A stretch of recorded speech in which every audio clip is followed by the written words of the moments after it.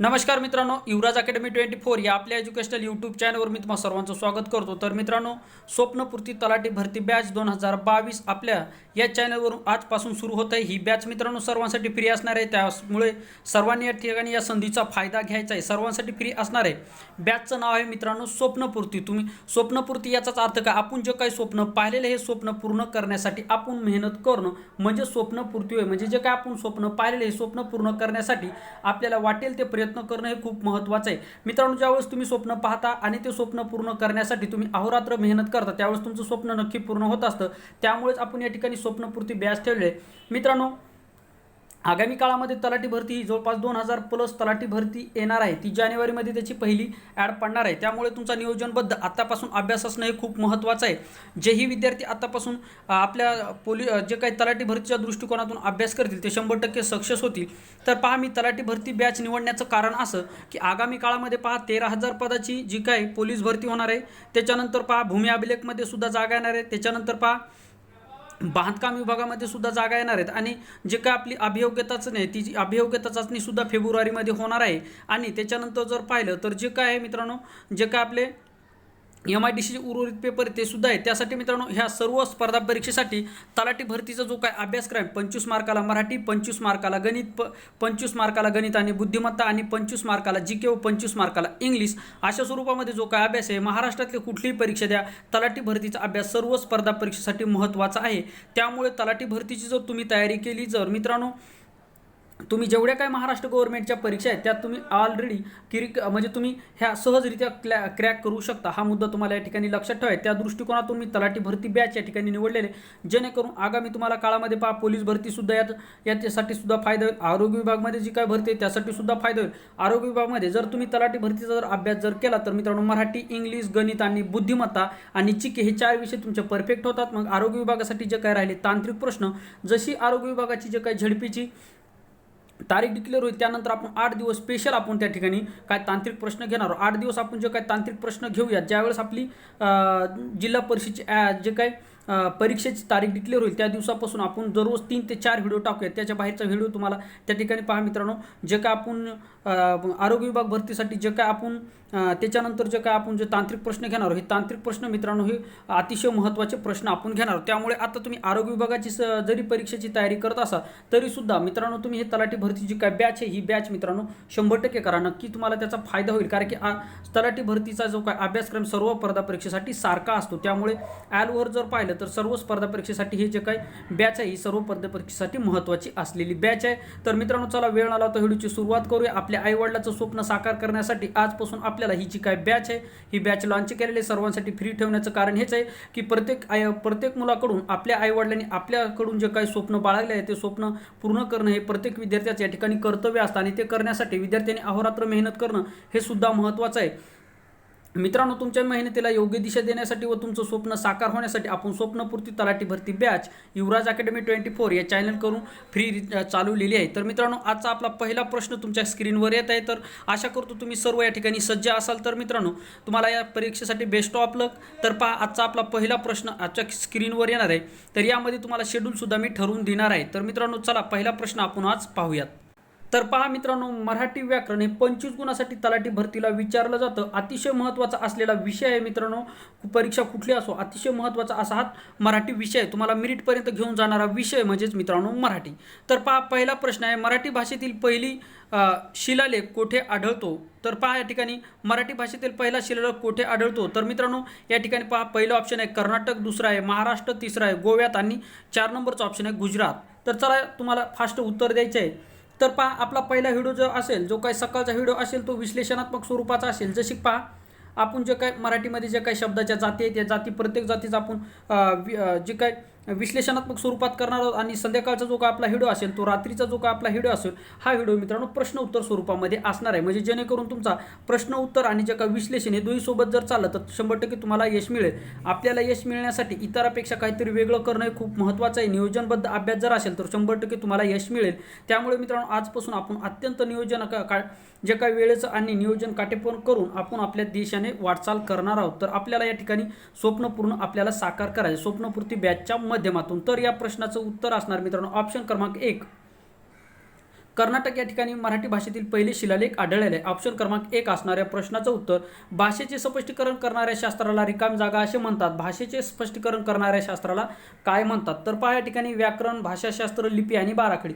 चला लवकरात लवकर तुम्हाला याचे आन्सर द्यायचे आहे. बरेच विद्यार्थी या ठिकाणी योग्य आन्सर देत आहेत. भाषेचे स्पष्टीकरण करणाऱ्या शास्त्राला काय म्हणतात? तर पहा आजपासून तुम्ही नक्की मेहनत करा. नक्की तुम्हाला तुमच्या जे काही तुमची मेहनत आहे ही मेहनत मित्रांनो तुम्हाला नक्की यश मिळवून देईल. तुमचं स्वप्न साकार होण्यासाठी स्वप्नपूर्ती बॅच युवराज अकॅडमी 24 या चॅनलकडून आजपासून लॉन्च करण्यात आलेली आहे.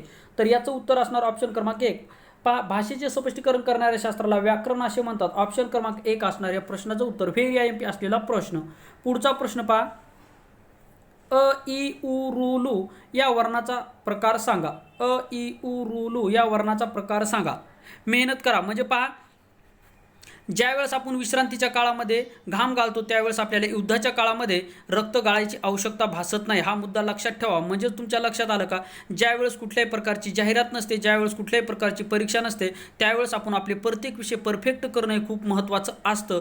जेही विद्यार्थी अशा स्वरूपामध्ये अभ्यास करतात ते विद्यार्थी 100% सक्सेस होतात. आणि जर तुम्हाला तलाट्यामध्ये जर लागायचं असेल तर 85+ स्कोअर येणं हे खूप महत्त्वाचं असतं. हा मुद्दा लक्षात ठेवा. त्यामुळे हे टार्गेट तुम्ही पार करण्यासाठी दररोज तुम्हाला प्रश्नाचा सराव करणं हे खूप महत्त्वाचं आहे. तर अ इ रू उ रू आणि लू या वर्णाचा प्रकार सांगा.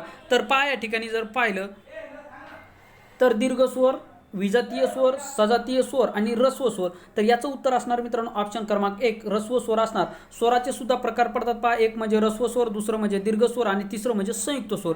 असे स्वराचे सुद्धा प्रकार पडतात. त्यामध्ये सजातीय स्वर कुठले, विजातीय स्वर कुठले, दीर्घ स्वर कसे असतात, ऱ्हस्व स्वर कसे असतात याची संपूर्ण माहिती मी तुम्हाला सकाळच्या व्हिडिओमध्ये देणार आहे. म्हणजे आपण चॅप्टर वाईज ज्यावेळेस करू त्यावेळेस तुम्हाला मी डिटेलमध्ये माहिती देणार आहे. तरीसुद्धा मी तुम्हाला सांगतो. तर पहा ऱ्हस्व स्वर म्हणजे का?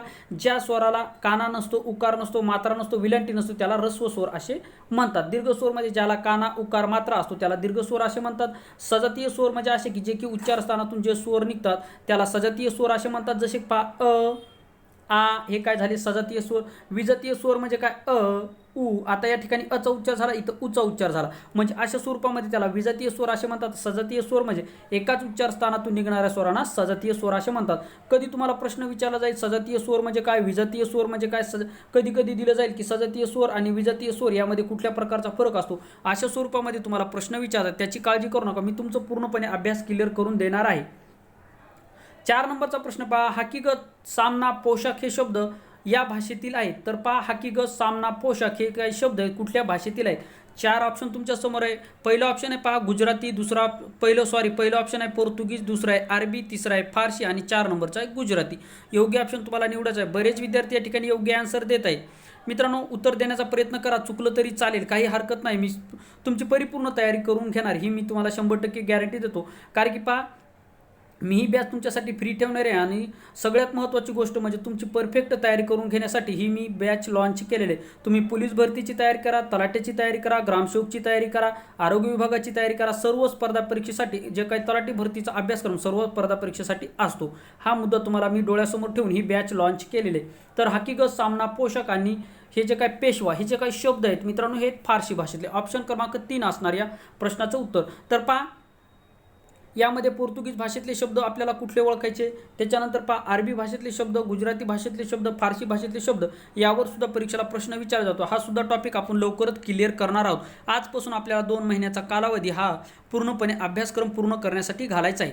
तर पहा 5 नंबरचा प्रश्न. रामाने गाय बांधली, प्रयोग ओळखा. रामाने गाय बांधली प्रयोगाचा मी तुम्हाला व्हिडिओ एक टाकलेला आहे. तर त्यावर तुम्हाला कळणार आहे ज्या विद्यार्थ्यांनी तो व्हिडिओ पाहिला त्यांना. तर पहा रामाने गाय बांधली या ठिकाणी जर तुम्ही पाहिलं तर रामाने गाय बांधली. तर पहा आता बरेच विद्यार्थी या ठिकाणी योग्य आन्सर देत आहेत. तर पहा प्रयोगाचे एकूण 3 प्रकार पडतात. सरळ प्रश्न विचारला जाईल प्रयोगाचे किती प्रकार पडतात, तर प्रयोगाचे एकूण 3 प्रकार पडतात. ते पहा एक म्हणजे पहा कर्तरी प्रयोग, कर्मणी प्रयोग आणि भाव्य प्रयोग असे 3 प्रयोगाचे प्रकार पडतात. तर प्रयोग म्हणजे काय, कधी कधी प्रयोगाची व्याख्या सुद्धा विचारली जाते. तर प्रयोग म्हणजे काय, कर्ता, कर्म व क्रियापद यांच्यातील संबंधाला जे काय ओळखलं जातं त्याला प्रयोग असे म्हणतात. म्हणजे कर्ता, कर्म आणि क्रियापद याच्यातील सहसंबंधाला प्रयोग असे म्हणतात. तर प्रयोगाचे एकूण 3 प्रकार पडतात. तर रामाने गाय बांधली यामध्ये जर पाहिलं तर बांधणारा कोण आहे मित्रांनो, राम हा गाय बांधणार आहे. म्हणजे गाय झाली कर्म आणि राम झाला या ठिकाणी कर्ता. तर पहा ज्यावेळेस कर्त्याला प्रत्यय लागला जातो त्याला कर्तरी प्रयोग असे म्हणतात. म्हणजे या ठिकाणी पहा ऑप्शन त्याला ज्या वाक्यामध्ये कर्त्याला प्रत्यय लागला जातो त्याला कर्मणी प्रयोग असे म्हणतात. म्हणजेच पहा या ठिकाणी रामाने गाय बांधली या वाक्यामध्ये पहा राम हा कर्ता आहे आणि कर्त्याला विभक्तीचा प्रत्यय जर असेल तर तो नेहमी कर्मणी प्रयोग असतो. ऑप्शन क्रमांक 2 असणार या प्रश्नाचं उत्तर. आता या ठिकाणी पहा या ठिकाणी जर असतं राम गाय बांधतो, राम गाय बांधतो असं जर तुम्हाला वाक्य जर असतं पहा राम गाय बांधतो. आता राम गाय बांधतो या ठिकाणी बांधणारा कोण आहे? रामाला या ठिकाणी कुठल्याही प्रकारचा प्रत्यय लागलेला नाही. ज्यावेळेस कर्त्याला कुठल्याही प्रकारचा प्रत्यय नसतो त्यावेळेस तो कर्तरी प्रयोग असतो. आणि पहा या ठिकाणी राम हा जो कर्ता आहे याला ने हा प्रत्यय लागलेला आहे. म्हणजे ज्यावेळेस कर्त्याला प्रत्यय लागला जातो आणि कर्म हजर असतो, कर्माला कुठल्याही प्रकारचा प्रत्यय नसतो त्यावेळेस तो कर्मणी प्रयोग असतो. ऑप्शन क्रमांक 2 असणार या प्रश्नाचं उत्तर. पुढचा प्रश्न पहा. पूर्ण चॅप्टर मी तुमचे क्लिअर करून देणार आहे. म्हणजे आपण प्रश्नपत्रिकेच्या स्वरूपामध्ये यासाठी घेत आहोत की जेणेकरून विद्यार्थ्यांना प्रश्नाचा सुद्धा सराव व्हावा. नाहीत पहा ऐन टायमाला बरेच विद्यार्थीच होते की अरे याला प्रश्न उत्तर दिल्याच्या नंतर मग समजतं की अरे यार याचं उत्तर हे होतं, माझं चुकलं. म्हणजे हा कसं होतो की सराव असणं हे खूप महत्त्वाचं आहे. त्या दृष्टिकोनातून आपण सरावसुद्धा करून घेणार आहोत. बाकीची डिटेलमध्ये माहितीसुद्धा तुम्हाला देणार आहोत. 6 नंबरचा प्रश्न पहा. विष्णू वामन शिरवाडकर यांचे टोपण नाव सांगा. आता विष्णू वामन शिरवाडकर यांचे टोपण नाव कोणते? 4 ऑप्शन तुमच्या समोर आहे. योग्य ऑप्शन तुम्हाला निवडायचं आहे. बरेच विद्यार्थी या ठिकाणी योग्य आन्सर देत आहे. सर्वांना या ठिकाणी गुड इव्हनिंग. सर्वांना गुड इव्हनिंग. काही विद्यार्थी या ठिकाणी गुड इव्हनिंग बोलत आहेत तर सर्वांना या ठिकाणी गुड इव्हनिंग. तर विष्णू वामन शिरवाडकर यांचे टोपण नाव काय? तर यांचं टोपण नाव असणार, ज्याही विद्यार्थ्यांनी ऑप्शन क्रमांक 3 निवडलं ते योग्य आन्सर असणार आहे. तर पहा विष्णू वामन शिरवाडकर यांचं टोपण नाव असणार आहे कुसुमाग्रज. विष्णू वामन शिरवाडकर यांचं टोपण नाव काय आहे? कुसुमाग्रज. यांचं नाव आहे कुसुमाग्रज. आता राम गणेश गडकरी यांचं टोपण नाव काय? तर राम गणेश गडकरी यांचं टोपण आहे गोविंदाग्रज. यावर 100% परीक्षेला प्रश्न विचारला जातो. आता विष्णू वामन शिरवाडकर यांच्याविषयी 2-3 मुद्दे तुम्हाला लक्षात ठेवायचे आहे.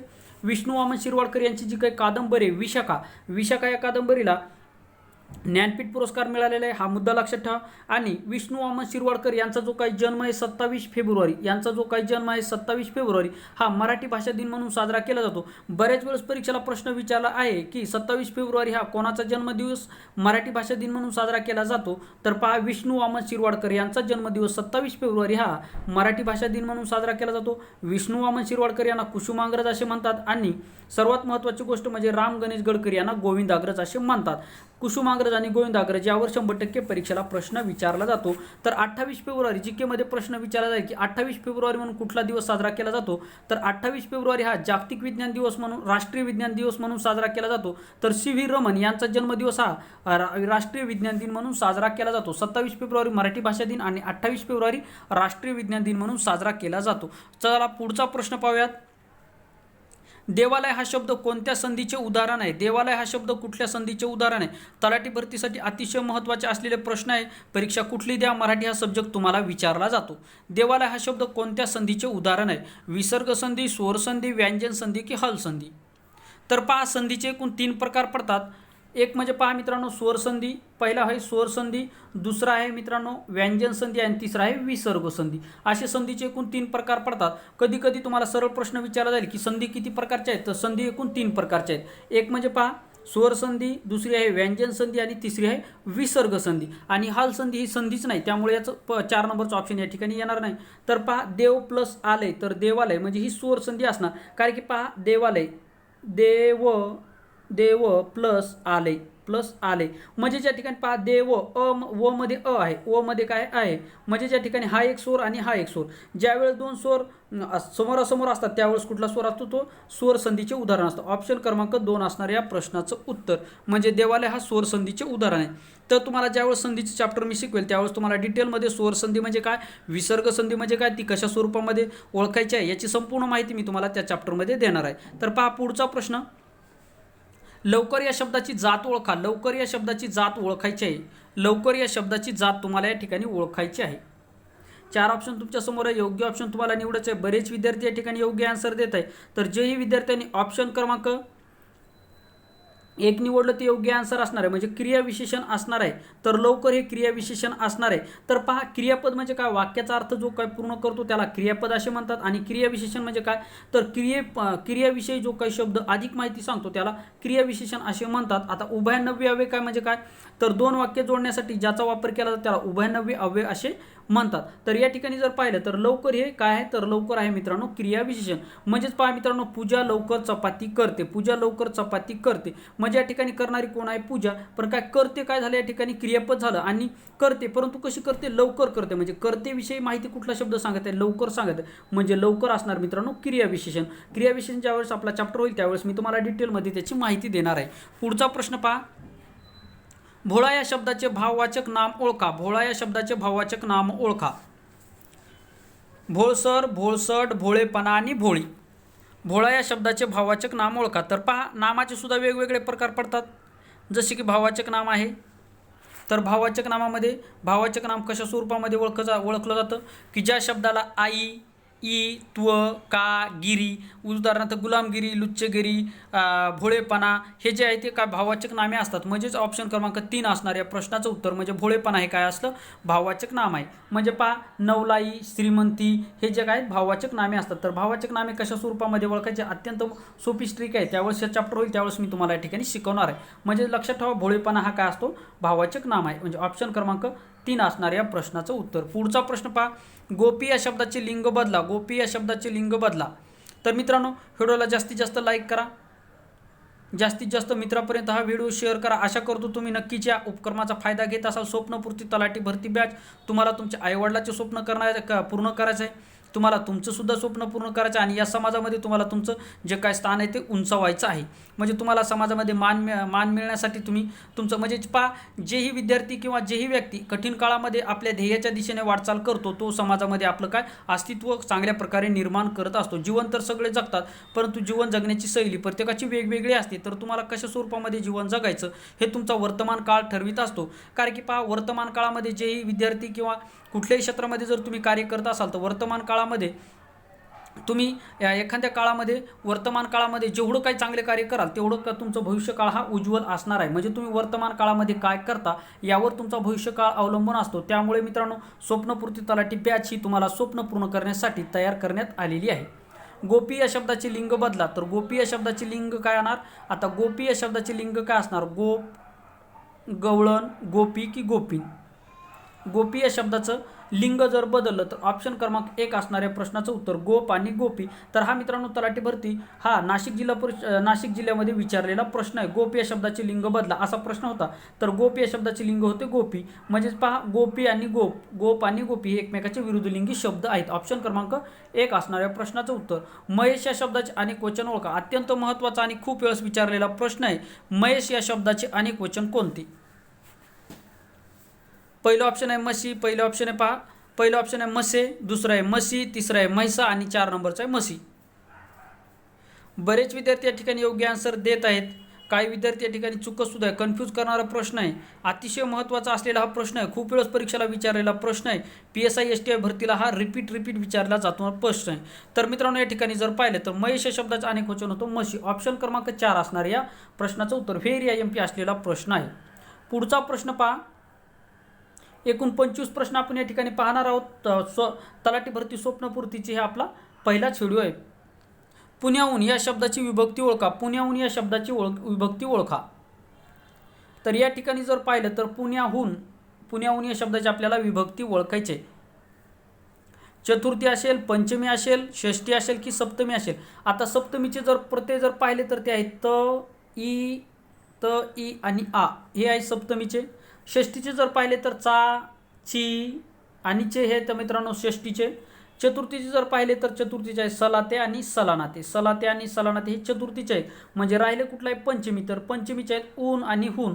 ऊन आणि हून हे जे काय प्रत्यय आहे ते पंचमीचे आहेत. म्हणजे ऑप्शन क्रमांक 2 असणार या प्रश्नाचं उत्तर. बऱ्याच विद्यार्थ्यांनी या ठिकाणी योग्य आन्सर दिलेलं आहे. ज्याही विद्यार्थ्यांनी या ठिकाणी ऑप्शन क्रमांक 2 निवडलं त्यांचं या ठिकाणी अभिनंदन. मित्रांनो, या ठिकाणी 2 हे याचं आन्सर असणार आहे. तर पुण्याहून ऑप्शन क्रमांक 2 असणार या प्रश्नाचं उत्तर. आशा करतो मित्रांनो तुम्हाला हा व्हिडिओ चांगल्या प्रकारे आवडत असेल आणि हे प्रश्न अतिशय महत्त्वाचे असलेले हे प्रश्न आहेत. हा गोखल्यांचा मुलगा आहे. सामान्य रूप ओळखा. हा गोखल्यांचा मुलगा आहे. तर पहा, सामान्य रूप या ठिकाणी पाहिलं तर गोखले, गोखल्या, गोखल्यांचा आणि यापैकी नाही. तर सामान्य रूप ओळखायचं. सामान्य रूप असते काय, विभक्तीचे प्रत्यय लावण्यापूर्वी नामाच्या रूपामध्ये जो काय बदल होतो त्याला सामान्य नाम असे म्हणतात. सामान्य रूप आणि सामान्य नाम यामध्ये फरक आहे. पहा, या ठिकाणी लक्षात ठेवा. सामान्य नाम म्हणजे काय, सामान्य नाम हे जातीवाचक असतं. सामान्य नाम म्हणजे काय, उदाहरणार्थ मुलगी. आता मुलगी काय झालं सामान्य नाम. मग यामध्ये सविता आली, कविता आली, पूजा आली, अर्चना आली, जे काय दीपा आली, जे काय नाव असतील XYZ ते नाव आले. मुलगा हे सुद्धा सामान्य नाम आहे. जसे पहा मित्रांनो, मुलामध्ये मग आले वेगवेगळे, मोहन आला, सोहन आला, राजू आला, दीपक आला, प्रदीप आला, जे काय नाव असतील वेगवेगळे ते नाव आले. म्हणजे काय, सामान्य नाम हे जातीवाचक असतं. विशेष नाम हे काय असतं, तर विशेष नाम हे व्यक्तिवाचक असतं. यावर सुद्धा प्रश्न विचारला जातो. प्रश्न स्टेटमेंट वाईज विचारले जातील. PSI ST भरतीसारखेला हा प्रश्न विचारला जाईल. पहिलं ऑप्शन पहिलं दिलं जाईल, पहिलं वाक्य दिलं की सामान्य नाम हे जातीवाचक असतं. दुसरं दिलं जाईल, दुसरं वाक्य दिलं जाईल की विशेष नाम हे विशेष नाम हे व्यक्तिवाचक असतं. मग खाली ऑप्शन दिले जातील, वरीलपैकी दोन्ही बराबर, वरीलपैकी दोन्ही चूक, केवळ एक बराबर, केवळ दोन बराबर, अशा स्वरूपाचे तुम्हाला या ठिकाणी ऑप्शन दिले जातील. तर त्याची सुद्धा आपण तयारी करून घेणार आहोत. तर या ठिकाणी जर पाहिलं तर विभक्तीचे प्रत्यय लावण्यापूर्वी व्याख्या लक्षात ठेवा. विभक्तीचे प्रत्यय लावण्यापूर्वी नामाच्या रूपामध्ये जो काय बदल होतो त्याला काय म्हणतात, त्याला सामान्य रूप असे म्हणतात. त्याला सामान्य रूप असे म्हणतात. सामान्य नाम आणि सामान्य रूप यामध्ये फरक लक्षात ठेवा. आता विभक्तीचा प्रत्यय या ठिकाणी काय लागला, चा लागला.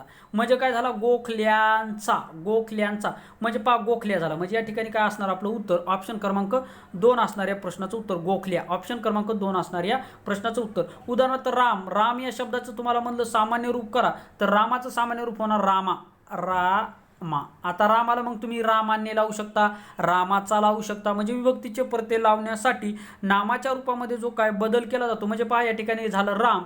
राम हे काय झालं, नाम झालं. आता हे जे काय नाम आहे, तर नामाला आपल्याला विभक्ती प्रत्यय लावायचा. म्हणजेच आपल्याला आपण जर म्हणलं रामने असं होणार नाही, तर रामाने हे योग्य असणार आहे. म्हणजे ऑप्शन क्रमांक या ठिकाणी जर पाहिलं तर 2 असणाऱ्या प्रश्नाचं उत्तर. म्हणजे नामाच्या रूपामध्ये विभक्तीचे प्रत्यय लावण्यापूर्वी जो काय बदल होतो, म्हणजे विभक्तीचे प्रत्यय लावण्यासाठी नामाच्या रूपामध्ये जो काय बदल करावा लागतो त्याला सामान्य रूप असे म्हणतात. म्हणजे ऑप्शन क्रमांक 2 असणाऱ्या प्रश्नाचं उत्तर. पुढचा प्रश्न पहा, 15 नंबरचा. ही मुलगी चलाक आहे, सर्वनामाचा प्रकार ओळखा. ही मुलगी चलाक आहे, सर्वनामाचा प्रकार या ठिकाणी तुम्हाला ओळखायचा आहे. संबंधी सर्वनाम, दर्शक सर्वनाम, सार्वनामिक सर्वनाम की प्रश्नार्थक सर्वनाम.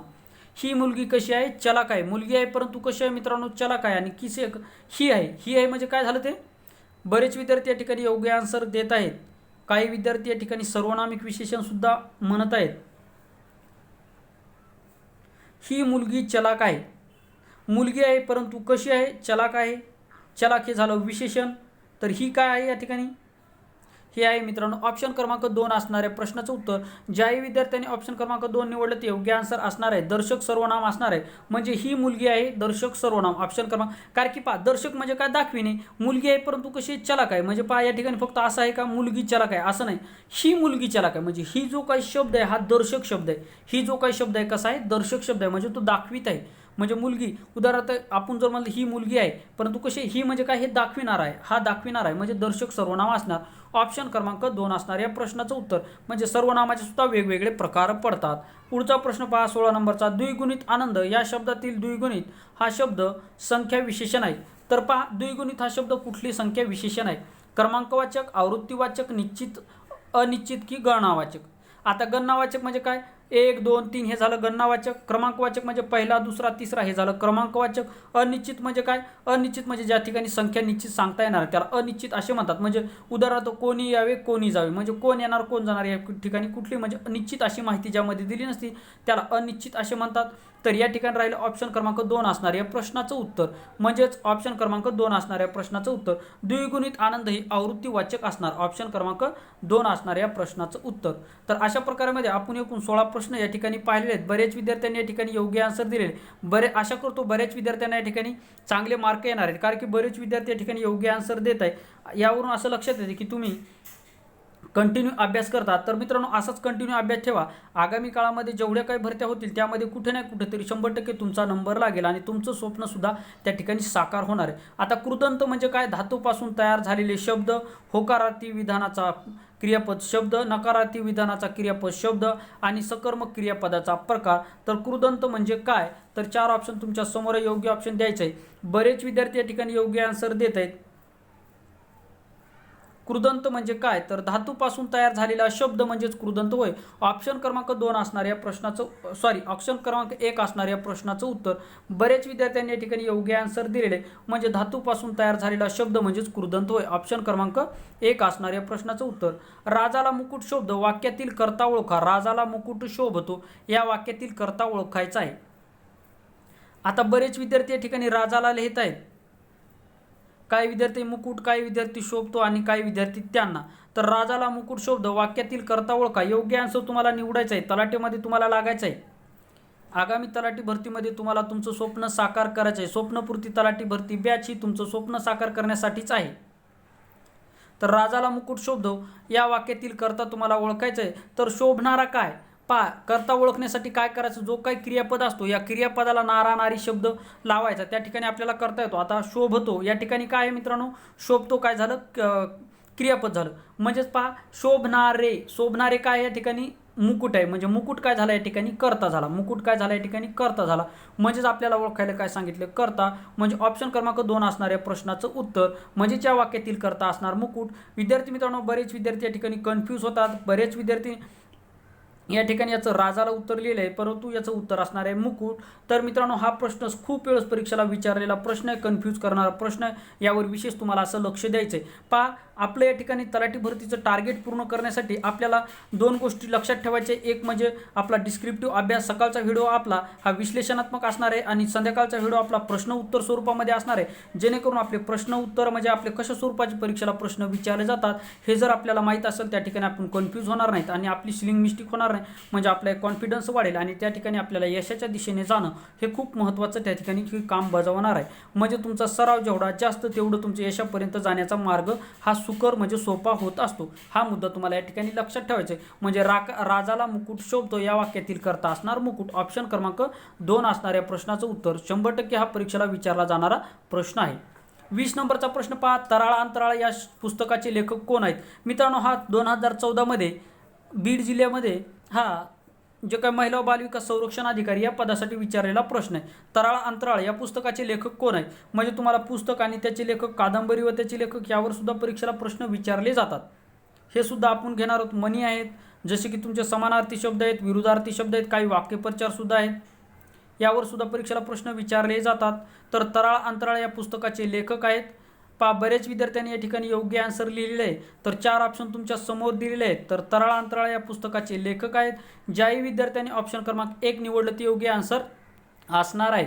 म्हणजे तराळ अंतराळ या पुस्तकाचे लेखक आहे शंकर पाटील. ऑप्शन क्रमांक 1 असणार या प्रश्नाचं उत्तर. तराळ अंतराळ या पुस्तकाचे लेखक आहेत शंकर पाटील. ऑप्शन क्रमांक 1 असणार या प्रश्नाचं उत्तर. म्हणजे त्याला शंकरराव खरात सुद्धा तुम्ही म्हणू शकता. लक्षात ठेवा, शंकरराव खरात किंवा शंकरराव पाटील हे दोन्ही सुद्धा लक्षात ठेवा. कधी कधी शंकरराव पाटील दिलं जातं, कधी कधी शंकरराव खरात दिलं जातं. तर तराळ अंतराळ हे शंकरराव पाटील आणि शंकरराव खरात हे एकच आहे. हा मुद्दा तुम्हाला या ठिकाणी लक्षात ठेवायचा आहे. पुढचा प्रश्न 21 नंबरचा सविता या शब्दाचा समानार्थी शब्द सांगा. खूप महत्त्वाचा प्रश्न आहे. बरेच विद्यार्थी या ठिकाणी कन्फ्यूज होऊ शकतात. सविता या शब्दाचा समानार्थी शब्द सांगा. काही विद्यार्थी या ठिकाणी वनिता लिहित आहेत, काही कविता लिहित आहेत, काही राघव आणि काही. आता या ठिकाणी जर पाहिलं तर सविता हे एक मुलीचं नाव आहे, वनिता सुद्धा मुलीचं नाव आहे, कविता सुद्धा मुलीचं नाव आहे, रवी मात्र मुलाचं नाव आहे आणि राघव हे सुद्धा मुलाचं नाव आहे. म्हणजे 2 मुलीचे नाव, 2 मुलाचे नाव आणि वरचा प्रश्न हे सुद्धा मुलीचं नाव. म्हणजे या ठिकाणी आता आपल्याला कुठला समानार्थी शब्द या ठिकाणी निवडायचा खूप वेळेस विचारलेला प्रश्न आहे. बरेच विद्यार्थी या ठिकाणी कन्फ्यूज होत आहे. तर सविता या शब्दाचा अर्थ होतो मित्रांनो, सविता म्हणजे होतो सूर्य. सविता म्हणजे काय, सूर्य. हा मुद्दा तुम्हाला या ठिकाणी लक्षात ठेवायचा आहे. सविता या शब्दाचा समानार्थी शब्द आहे सूर्य आणि सूर्य या शब्दाचा समानार्थी शब्द आहे रवी. म्हणजेच सविता या शब्दाचा समानार्थी शब्द असणार रवी. ऑप्शन क्रमांक 3 असणार या प्रश्नाचं उत्तर. मोस्ट IMP असलेला हा प्रश्न आहे. अशा स्वरूपामध्ये तुम्हाला कन्फ्यूज करणारे प्रश्न विचारले जातात आणि हेच प्रश्न मित्रांनो तुमची मेरिट ठरविण्यासाठी महत्त्वाचे असतात. हा मुद्दा लक्षात ठेवा. आता या ठिकाणी बरेच विद्यार्थी कन्फ्यूज झाले. बरेच विद्यार्थ्यांनी आता या ठिकाणी सविता लिहू, कविता लिहू की काय लिहू हे समजलेलं नाही. तर सविता या शब्दाचा समानार्थी शब्द होतो सूर्य आणि सूर्य या शब्दाचा समानार्थी शब्द होतो रवी. म्हणजेच ऑप्शन क्रमांक 3 असणार या प्रश्नाचं उत्तर. असे प्रश्न हे तुमचे मेरिट ठरविण्यासाठी अतिशय महत्त्वाचे प्रश्न असतात. तर पुढचा प्रश्न आपला. अमृतावनी गोड नाम तुझे देवा अलंकार ओळखा. अमृतावनी गोड नाम तुझे देवा खूप वेळेस विचारला जाणारा हा आपले जे काय अलंकार असतात. अलंकार म्हणजे आपल्या अलंकाराचे 2 प्रकार पडतात. एक म्हणजे अर्थ अलंकार, दुसरा म्हणजे शब्द अलंकार. म्हणजे शब्द अलंकार आणि अर्थ अलंकार हे अलंकाराचे 2 प्रकार पडतात. कधी कधी प्रश्न विचारला जातो की अलंकाराचे किती प्रकार पडतात. तर शब्द अलंकार आणि अर्थ अलंकार हे अलंकाराचे 2 प्रकार पडतात. तर अलंकार म्हणजे काय, स्त्री आपले सौंदर्य वाढविण्यासाठी जे काही दागदागिने वापरते त्यालाच अलंकार असे म्हणतात. तसेच मराठी भाषेचे सौंदर्य वाढविण्यासाठी जे काही मराठी भाषेमध्ये विविध प्रकारचे शब्द गोडवा वाढविण्यासाठी घातले जातात त्याला अलंकार असे असे म्हणतात. तर अमृताहुनी गोड नाम तुझे देवा या वाक्यातील तुम्हाला अलंकार ओळखायचे आहे. पहिला ऑप्शन आहे श्लेष अलंकार, दुसरा आहे व्यतिरेक अलंकार, तिसरा आहे अनन्वय अलंकार आणि 4 नंबरचा आहे स्वभावोक्ती अलंकार. तर अमृताहुनी गोड नाम तुझे देवा यामध्ये पहा ऑप्शन क्रमांक 2 असणाऱ्या प्रश्नाचं उत्तर हा असणार मित्रांनो व्यतिरेक अलंकार. हा कुठला अलंकार असणार आहे? व्यतिरेक अलंकार असणार आहे. म्हणजे उपमेय हे उपमानापेक्षा ज्यावेळेस श्रेष्ठ दाखविलं जातं त्यावेळेस तो व्यतिरेक अलंकार होतो. म्हणजे ऑप्शन क्रमांक 2 असणाऱ्या प्रश्नाचं उत्तर. म्हणजे देवाचं नाव आहे परंतु कसं आहे ते अमृताहुनी सुद्धा गोड आहे. म्हणजे देवाचं जे काय नाव आहे ते कशाहून गोड आहे? अमृताहुनी म्हणजे गोड आहे. म्हणजे उपमेय हे उपमानापेक्षा ज्यावेळेस श्रेष्ठ दाखविलं जातं त्यावेळेस तो व्यतिरेक अलंकार होतो. ऑप्शन क्रमांक 2 असणार या प्रश्नाचं उत्तर. आता श्लेष अलंकार म्हणजे काय? तर ज्या वाक्यामध्ये एका शब्दाचे 2 अर्थ ग्राह्य धरले जातात त्याला श्लेष अलंकार असे म्हणतात. जसे पहा मित्रांनो सूर्याच्या म्हणजे सूर्याच्या किंवा जसे की शंकरास पूजिले सुमनाने. आता सुमन एक मुलीचं नाव आहे आणि सुमन म्हणजे काय? स्वच्छ असे मन. म्हणजे एकाच वाक्यामध्ये एकच अर्थाने जे काय एक शब्द हा 2 अर्थाने वापरला जातो त्यावेळेस त्याला श्लेष अलंकार असे म्हणतात. श्लेष म्हणजे 2 अर्थ. श्लेष म्हणजे काय? 2 अर्थ. आता अनन्वय म्हणजे काय? ज्याची तुलना होऊ शकत नाही त्याला अनन्वय असे म्हणतात. जसे की आईसारखी आईच किंवा जे काय ताजमहाल सारखा तो ताजमहाल एकच. म्हणजे अशा स्वरूपात ज्याची तुलना दुसऱ्यासोबत होऊ शकत नाही त्याला अनन्वय अलंकार असे म्हणतात. आता स्वभावोक्ती अलंकार म्हणजे काय? ज्यावेळेस एखाद्या व्यक्तीची, प्राण्याची किंवा पक्षाच्या स्वभावाची वर्णन केलं जातं त्याला स्वभावोक्ती अलंकार असे म्हणतात. अशा स्वरूपामध्ये हे अलंकार आपल्याला पाहायचे आहेत. ज्यावेळेस आपण डिस्क्रिप्टिव्ह स्वरूपामध्ये किंवा विश्लेषणात्मक स्वरूपामध्ये पाहू त्यावेळेस तुम्हाला डिटेल मी याची माहिती देणार आहे. तर बरेच विद्यार्थ्यांनी या ठिकाणी व्यतिरेक अलंकार या ठिकाणी निवडलेले. तर पहा अमृताहुनी गोड नाम तुझे देवा याचं उत्तर असणार व्यतिरेक अलंकार. तर पहा मित्रांनो व्हिडिओला लाईक करत चला, जास्तीत जास्त मित्रांपर्यंत शेअर करा आणि अशाच प्रकारचे नवीन व्हिडिओ पाहण्यासाठी जी का आपली युवराज अकॅडमी 24 या चॅनलला सबस्क्राईब करून बाजूचं घंटीचं बेल आयकॉन त्याला सुद्धा प्रेस करा. तलाठी भरतीपर्यंत मित्रांनो मी तुमचा सर्व अभ्यासक्रम हा फ्रीमध्ये तुम्हाला या ठिकाणी शिकवणार आहे. त्यामुळे तुम्ही आपल्या जे काय युवराज अकॅडमी 24 हे चॅनल तुम्ही सबस्क्राईब करून ठेवा. पुढचा प्रश्न पहा मराठी भाषेत रसाचे प्रकार किती पडतात? जी का आपली मराठी भाषा आहे यामध्ये रसाचे प्रकार किती पडतात? 8 पडतात, 9 पडतात, 7 पडतात की 10 पडतात? अतिशय महत्त्वाचा असलेला प्रश्न आहे. तर पहा मराठी भाषेमध्ये जर पाहिलं तर मराठी भाषेत जे काही व्याकरणामध्ये जे काही जाती आहेत त्या किती आहेत? 8 आहेत. आणि रसाचे प्रकार किती पडतात? तर रसाचे प्रकार पडतात 9. बरेच विद्यार्थ्यांनी या ठिकाणी योग्य आन्सर दिलेले. तर ऑप्शन क्रमांक 2 असणाऱ्या प्रश्नाचं उत्तर म्हणजे रसाचे एकूण मराठीमध्ये किती प्रकार आहेत? तर ते आहेत मित्रांनो 3. ती आहेत मित्रांनो 9 प्रकार. शृंगार रस आहे, वीर रस आहे, जसे की बिभत्स रस आहे, निर्भत्स रस आहे. अशा स्वरूपामध्ये हे रसाचे प्रकार पडतात. पुन्हा शृंगार रस आहे अशा स्वरूपामध्ये हे रसाचे प्रकार आहे. हे जे काही 9 रस आहेत हे आपण सुद्धा पुढच्या व्हिडिओमध्ये म्हणजे आपण जे काय अभ्यासक्रम आपला जे काय स्टेप बाय स्टेप होईल त्यावेळेस आपण स्टेप बाय स्टेप पूर्ण अभ्यासक्रम आपला 2 महिन्यामध्ये आपल्याला कंप्लीट करायचा आहे. म्हणजे पहा मित्रांनो आज आपला जो काही नोव्हेंबरची आज 23 तारीख आहे या 23 तारखेपासून तर 30 तारखेपर्यंत आपल्याला मराठी पाहिजे. तर मराठी झाल्याच्या नंतर परत इंग्लिश पाहू 8 दिवस, इंग्लिश झाल्याच्या नंतर त्याच्यानंतर गणित पाहू 8 दिवस, त्याच्यानंतर बुद्धिमत्ता 8 दिवस आणि त्याच्यानंतर जी के 8 दिवस. मग अशा स्वरूपामध्ये झालं. परत जी के झाल्याच्या नंतर परत मराठीचे जे काही टॉपिक राहिले ते 8 दिवस घेऊ. म्हणजे अशा स्वरूपामध्ये पूर्ण आपल्याला 2 महिन्यामध्ये हा अभ्यासक्रम पूर्ण करायचा आहे. त्यामुळे तुम्ही कंटिन्यू आपल्या 2 महिने चॅनलसोबत राहा, नक्की तुम्हाला त्याचा फायदा होईल. तर पहा पुढचा प्रश्न आहे आता 24 नंबरचा. केसाने गळा कापणे म्हणजे काय? केसाने गळा कापणे म्हणजे काय? वाक्प्रचार आहे केसाने गळा कापणे. केसाने गळा कापणे म्हणजे काय? तर विश्वासघात करणे, केस मोठा होणे, केसाने फाशी घेणे आणि केस गळ्यापर्यंत येणे. केसाने गळा कापणे तुम्हाला याचा अर्थ सांगायचा आहे. केसाने गळा कापणे म्हणजे काय? बरेच विद्यार्थी या ठिकाणी योग्य आन्सर देत आहे, काही विद्यार्थी या ठिकाणी चुकत सुद्धा आहेत. तर ज्याही विद्यार्थ्यांनी ऑप्शन क्रमांक 1 निवडलं ते योग्य आन्सर असणार आहे. केसाने गळा कापणे याचा अर्थ विश्वासघात होणे किंवा जवळच्या व्यक्तीने धोका देणे. ऑप्शन क्रमांक 1 असणार या प्रश्नाचं उत्तर. केसाने गळा कापणे म्हणजेच विश्वासघात होणे किंवा जवळच्या व्यक्तीने विश्वासघात करणे म्हणजेच काय? ऑप्शन क्रमांक 1 असणार या प्रश्नाचं उत्तर. या व्हिडिओमधला शेवटचा प्रश्न या ठिकाणी तुमच्या स्क्रीनवर आहे. तर कमलनयन समास ओळखा. कमलनयन या शब्दाचा तुम्हाला समास ओळखायचा आहे. कर्मधारय समास, तत्पुरुष समास, अव्ययभाव समास, द्वंद्व समास. समास हा टॉपिक सुद्धा खूप महत्त्वाचा आहे. यावर हमेशा परीक्षेला प्रश्न विचारले जातात.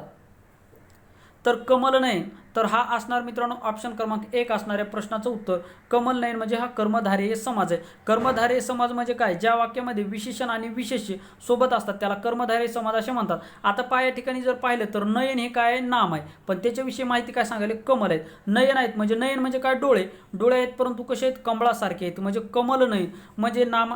इकडं या ठिकाणी नामाविषयी हा शब्द जर माहिती सांगत असेल आणि तो जर सोबत जर असतील तर त्याला कर्मधारय समाज असे म्हणतात. म्हणजे ऑप्शन क्रमांक 1 असणार या प्रश्नाचं उत्तर. आता उदाहरणार्थ पितांबर पिवळे आहे, आंबर म्हणजे काय, पितांबर आहे परंतु ते कसं आहे, पिवळं आहे म्हणजे त्याच्याविषयी विशेष माहिती सांगत आहे म्हणजे हा कर्मधारय समाज आहे. म्हणजे आता पुरुषोत्तम उत्तम आहे परंतु कसं आहे, पुरुष आहे परंतु कसं आहे, उत्तम आहे म्हणजेच या ठिकाणी कर्मधारय समाज असणार. म्हणजे नाम आणि विशेषण हे सोबत ज्यावेळेस असतात त्याला कर्मधारय समास असे म्हणतात. ऑप्शन क्रमांक 1 असणार या प्रश्नाचं उत्तर. तर अशा स्वरूपामध्ये मित्रांनो आपण तलाठीच्या भरतीच्या दृष्टिकोनातून 25 अत्यंत महत्त्वाचे प्रश्न आपण या ठिकाणी पाहिले आहेत. तर आपल्या या ठिकाणी स्वप्नपूर्ती तलाठी भरती बॅच या ठिकाणी आपण स्टार्ट केलेले आहे आणि हा आपला पहिला व्हिडिओ आहे. तर मित्रांनो आशा करतो हा व्हिडिओ तुम्हाला आवडला असेल. तर मित्रांनो हा व्हिडिओ आवडल्यास व्हिडिओला लाईक करा, चॅनलवर नवीन असाल तर चॅनलला सबस्क्राईब करा. तुमचं काही जर सजेशन असेल तर तुम्ही नक्की युवराज अकॅडमी 24 या चॅनलच्या कमेंट बॉक्समध्ये मला तुम्ही सजेस्ट करू शकता. नक्की मित्रांनो तुमच्या सजेशनचं मी रिस्पेक्ट करतो आणि तुमचे जे काही सजेशन जर योग्य असेल तर मी नक्कीच त्याला फॉलो करण्याचा प्रयत्न करणार आहे. कारण की तुमच्या आणि माझ्या सर्वांच्या सहमतीने आपली ही बॅच आहे. त्यामुळे तुम्ही जर मला काही सूचना देत असाल आणि त्या सूचना जर योग्य जर असतील तर नक्की मित्रांनो तुमच्यासाठी जर त्या फायद्याच्या असतील तर नक्की मी त्याला फॉलो करण्याचा प्रयत्न करणार आहे. कारण की आपलं ध्येय एकच आहे की आगामी काळामध्ये जी काही तलाठी भरती होणार आहे, आगामी काळामध्ये जेवढे काही महाराष्ट्र गव्हर्नमेंटच्या परीक्षा होणार आहेत यासाठी आपल्या सर्व जे काही विद्यार्थी आहेत ते विद्यार्थी लागले पाहिजे, त्यांना कुठं ना कुठेतरी यश मिळालं पाहिजे. ते जे काही प्रयत्न करत आहेत या प्रयत्नाला त्यांच्या यश आलं पाहिजे आणि त्यांना यश मिळवून देणं, त्यांच्या आईवडिलाचं स्वप्न पूर्ण करणं व त्यांच्या जीवनामध्ये सुखाचे व आनंदाचे दिवस येणं हेच आपल्या युवराज अकॅडमी 24 या चॅनलचं ध्येय आहे. त्यामुळे मित्रांनो मी युवराज अकॅडमी 24 या चॅनलच्या माध्यमातून जेवढे काही महत्त्वाचे टॉपिक असतील, जेवढे काही परीक्षेच्या दृष्टिकोनातून महत्त्वाचं आहे आणि जेवढं काय तुम्हाला देता येईल एवढं मी तुम्हाला देण्याचा प्रयत्न युवराज अकॅडमी 24 या चॅनलच्या माध्यमातून करणार आहे. तर मित्रांनो आशा करतो हा व्हिडिओ तुम्हाला आवडला असेल. तर मित्रांनो या ठिकाणी आपण थांबूयात. थँक्यू, धन्यवाद.